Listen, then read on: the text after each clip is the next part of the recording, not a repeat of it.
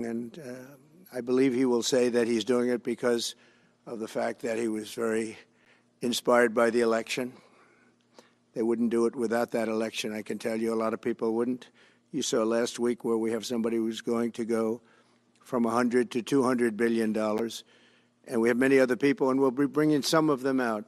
Some of them like to do it somewhat more quietly, and some don't. And they feel so strongly about the country that they want to let people know about it.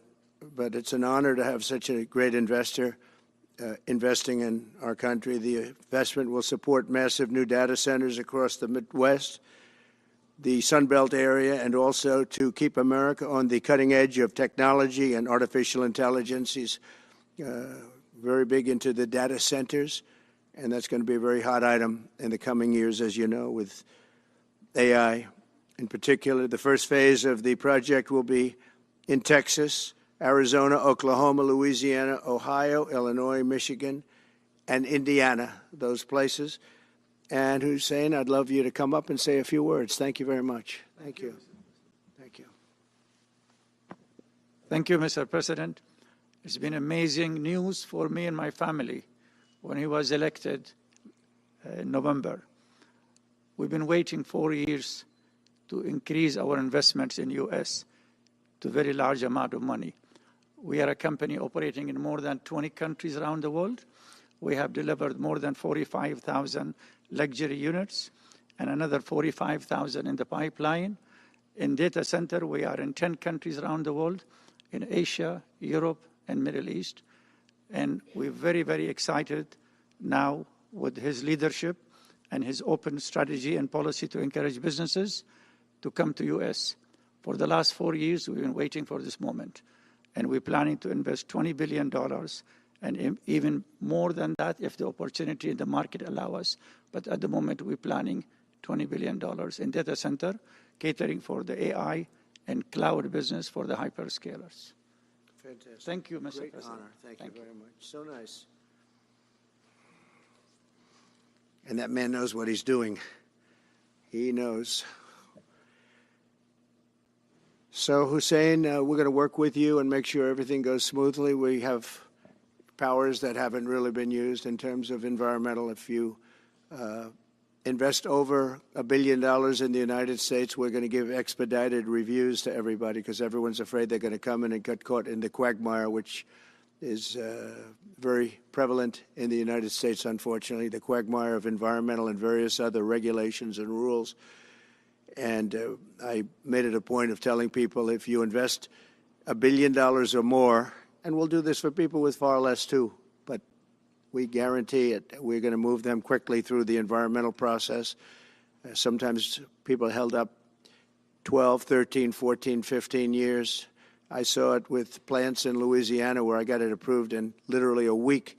They were through the review in 1 week after spending 14 and a half years trying to get it, and they were going nowhere. It was a terrible thing. So I've been a victim of that myself over the years. Leaders on earth are seeing a very bright economic future for America since the election. As you know, a lot of positive things have happened.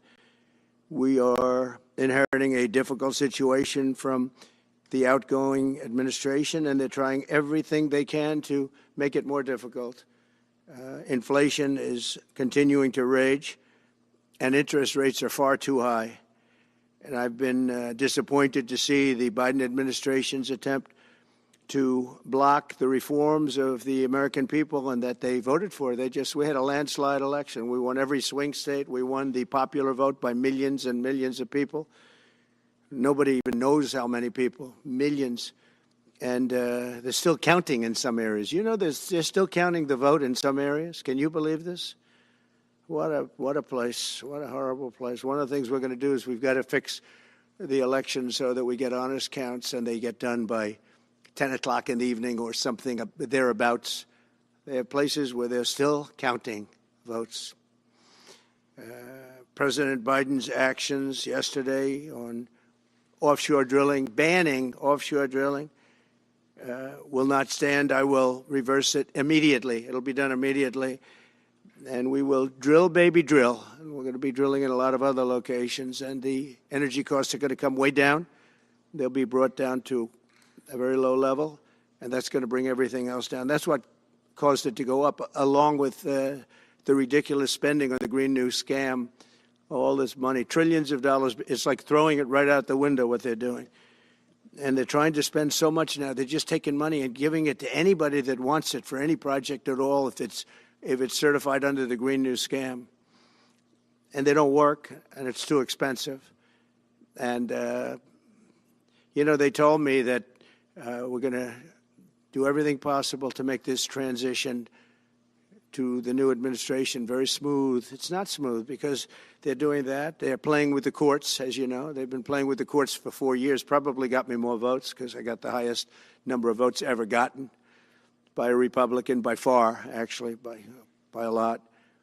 And, we had a great election, so I guess it didn't work. But even to this day, they're playing with the courts. They have their friendly judges that like to try and make everybody happy on the Democrat side.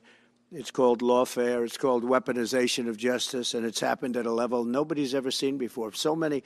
I defeated deranged Jack Smith. He's a deranged individual. I guess he's on his way back to The Hague, and we won those cases. Those were the biggest ones, and the press made such a big deal out of them, but we did nothing wrong. We did nothing wrong on anything, and the people saw that. When they vote, when a Republican, it's not easy for a Republican. When the Republican wins the popular vote by millions and wins all 7 of the swing states, people said, well, he could win 4. We won all 7, and we won them by a lot. That tells you we won. And they've been watching this injustice. I call it the Injustice Department. What they've done is so bad. The whole world has watched that. And it took work, but it got me a lot of votes because when explained, we have a judge in New York who's a very crooked judge. I'm under a gag order. I can't even talk about aspects of the case that are the most vital aspects. I'm under a gag. Do you know that I'm the president-elect of the United States of America? I'm a former very successful president. We had the greatest economy in the history of our country. We had borders that were sealed and beautiful. Everything was good. We had no wars. We defeated ISIS. We had no wars. Now I'm going into a world that's burning with Russia and Ukraine, with Israel. You took a look at that attack on October 7th, the attack on Israel, with the horrible way they got out. Not the fact that they got out. I would have been out before them. But we would have been out of Afghanistan with dignity and strength as opposed to looking like a bunch of fools with 13 dead and many, many badly, horrifically injured. Nobody ever talks about them. No arms, no legs. Nobody ever talks about them. The way they got out was outrageous, leaving billions of dollars of brand new military equipment that I bought in the hands of the Afghans and specifically the Taliban. It's the group. And we were doing very well. We would have been out. We would have been respected. I think it's one of the reasons it was so badly handled, that withdrawal where people are jumping onto airplanes, falling off the sides of airplanes when they're 3,000 feet in the air. And nobody's ever seen anything like that, the worst. And because of that, I think Russia went and attacked Ukraine. When they saw that, they said, these guys are incompetent. They don't know what they're doing. But we know what we're doing now. And that's going to all end. And we have a great military. I defeated ISIS, as you know. We were in no wars. I just finished a couple. And we got also our soldiers guarding Syria and Turkey. We were in the middle. We had 5,000 soldiers. They would have been gobbled up with 2 armies.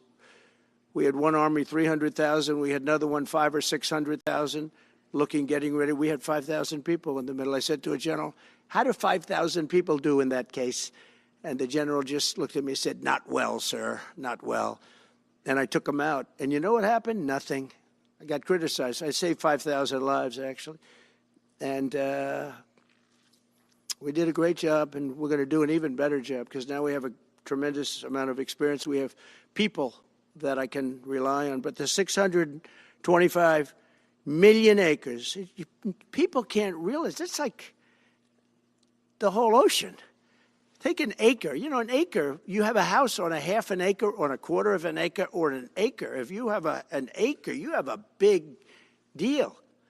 Now you multiply that by 625 million acres.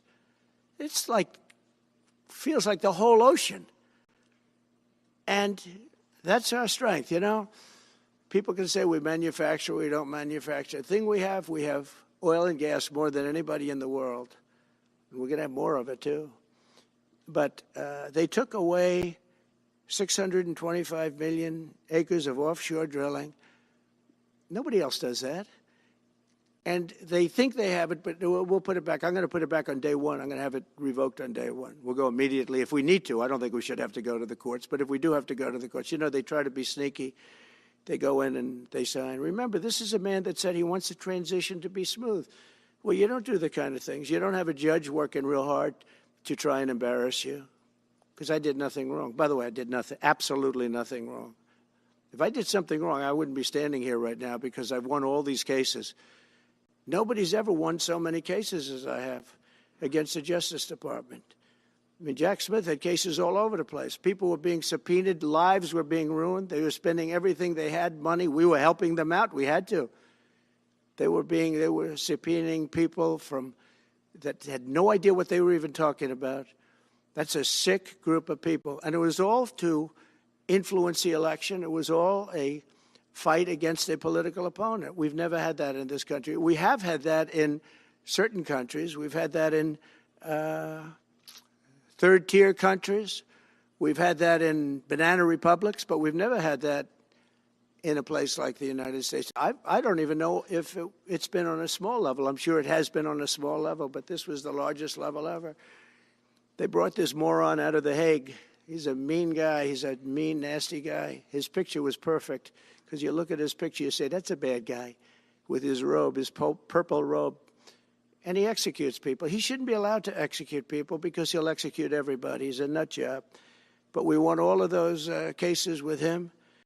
And, I mean, I don't know the judge in Florida, but we had a brilliant judge in Florida that saw right through it. And we won the case. She was a brilliant judge with great courage. You know, the left, as we call them, the radical left, they have a way, they play the ref, and they play it very hard. They play the ref. They go and say horrible things about judges and prosecutors. And some judges and prosecutors say, look, the only way I'm going to get these people off my back is to give victory to them. They're playing the ref. I think it's illegal what they do. It's almost like talking. It's worse than talking to a judge. But the judge in Florida, Judge Cannon, was brilliant and tough, and she didn't stand for it. And I don't know her. And never met her until the case, and I don't believe I said even one word to her. But she was very, very strong and very, very brilliant. And her opinion was so brilliant that they dropped their appeal. They couldn't beat the appeal. So that's what we're up against. So they say we're going to have a smooth transition. All they do is talk. It's all talk. Everything they do is talk. We're going to have a smooth transition. And then they take 625 million acres and they essentially landmark it so you can't ever drill there again. Well, we're going to be drilling soon. We're going to be opening up Anwar. We're going to be doing all sorts of things that nobody ever thought was even possible. But remember, and just to get off the subject, because I couldn't believe it when I heard it yesterday. I couldn't believe the size of it. I mean, you put down a map and put this up. It's just massive. And remember that that's worth probably, I mean, I've had estimates, $40 to $50 trillion. That's more than our national debt. Essentially, he's thrown it away. He's thrown it away. He's taken $50 trillion. So if we owe $35 trillion, he's taken $50 trillion of value and thrown it right out the window. We can't do that. Nobody can do that. One other thing he did yesterday, which was in many ways worse. It's hard to believe it can be worse. He wants all gas heaters out of your homes and apartments. He wants them to be replaced by essentially electric heaters. I don't know what it is with electric. This guy loves electric. We're going to be ending the electric car mandate quickly, by the way. This guy loves electric. And we don't have enough electricity. And then we have AI where we need more. And he wants everybody to have an electric heater instead of a gas heater. Gas heater is much less expensive. The heat is much better. It's a much better heat. As the expression goes, you don't itch. Does anybody have a heater where you go and you're scratching? And that's what they want you to have. They don't want you to have gas where you don't have the problems of the electric. And the source is plentiful. They're much cheaper to operate. They're much better. They work much better. They look much better. 60% of homes and apartments have gas heaters. He wants them all removed quickly. These people are crazy. There's something wrong with them. There's something wrong with them.